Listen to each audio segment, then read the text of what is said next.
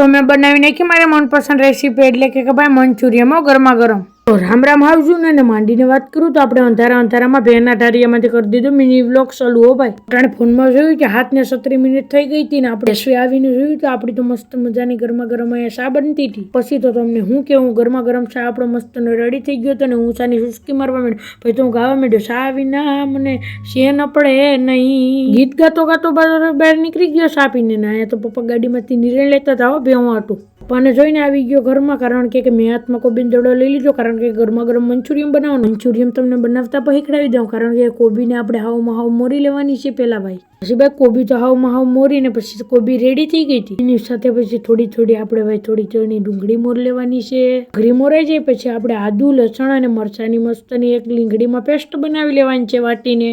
બધી થઈ જાય પછી થોડો ઘણો આપણે વાટકામાં મેંદાનો લોટ પણ લઈ લેવાનો છે.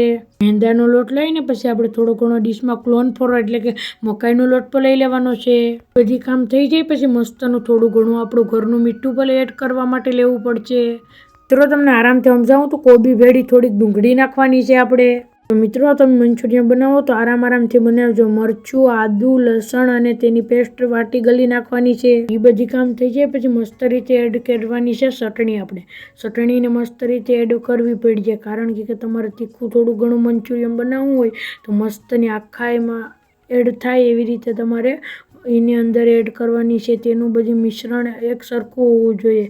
થોડું ઘણું પણ એક સરખું થશે નહીં તો ટેસ્ટ એક નંબર નહીં આવે ભાઈ. પછી બીજી વાત એ કે પછી આપણે થોડું ઘણું મીઠું નાખવાનું છે તેની અંદર માપસર. મીઠું માપસર નાખજો કારણ કે ખારું થઈ જાય તો મંચુરિયમનો સ્વાદ એક સરખો નહીં આવે. દુકાન જેવો સ્વાદ લેવો હોય તો મીઠું માપસર નાખવું પડશે. મેંદાના લોટ સિવાય તો મંચુરિયમ બને જ નહીં એટલે મસ્ત રીતે આપણે મેંદાનો લોટ તેમાં થોડો ઘણો એડ કરવો પડશે ભાઈ. સિવાય મસ્તનો મકાઈનો લોટ એટલે કે ઇંગ્લિશમાં બોલીએ તો કોર્નફ્લોર એમાં નાખવો પડશે. એ બધા લોટ અને બે લોટ નખાઈ જાય પછી આપણે નિરાંતથી આરામથી મસ્તનો આખો લોટ બાંધવો પડશે સરખી રીતે ભાઈ. એટલે હું તો પછી લોટ બાંધવા માંડ્યો થોડો ઘણો પણ તમે સરખો બાંધવો પડશે કારણ કે મંચુરિયમ તો સરખો બાંધજો તો સરખા ગોટા વળશે. પછી મેં એક ગ્લાસમાં પાણી લઈ લીધું ને મંચુરિયમનો લોટ બાંધવા માટે થોડું ઘણું પાણી પણ નાખવું પડશે. એ બધી મિશ્રણ કરીને આપણો તો મસ્ત રીતે લોટ બંધાઈ ગયો. તો તમારો લોટ બંધાણો હોય એ મને તો ખબર નથી. પછી બધી લોટ બંધાઈ ગયો તો ને મસ્તના આપણે ગોટા તૈયાર કરી લીધા. વાર લાગશે પણ આવશે મજા હો ભાઈ.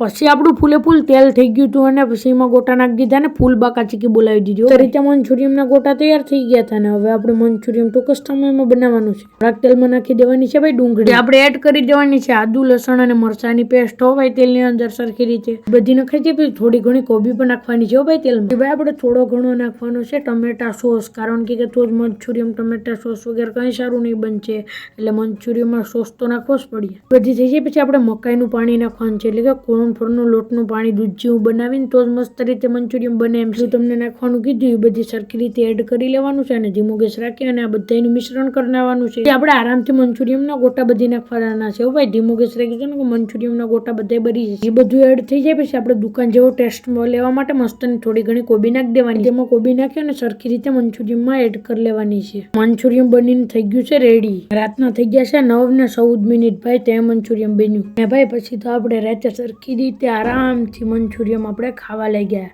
તો આવા ને આવા અહીંયા આપણે મિની વ્લોગ પૂરો કરી દઈએ. આવા ને આવા વિડીયો ગમતા હોય તો લાઈક શેર અને સબસ્ક્રાઈબ કરવાનું ભૂલતા નહીં. બીજું તો કંઈ નથી કહેતો. જય દ્વારકાધીશ.